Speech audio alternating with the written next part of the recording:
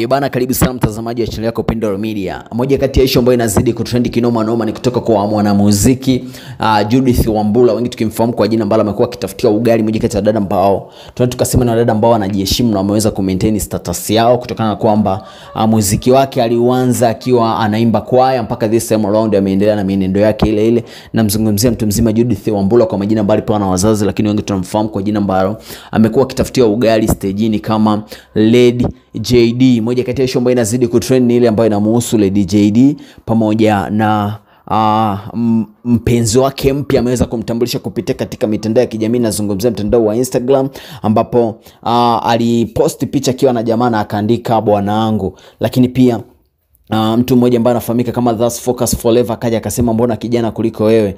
Huyu mwingine akasema unazeeka na bwana wapya kila day.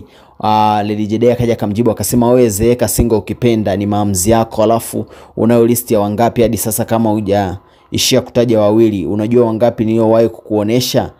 Umejishindia kombe la ujinga, ongela best. Hicho ndio kitu ambacho amekijibu Lady JD. Utaweza kuniwekea maoni yako comment section hapo kuhusiana na penzi jipya la Lady JD na sign out boom shakala.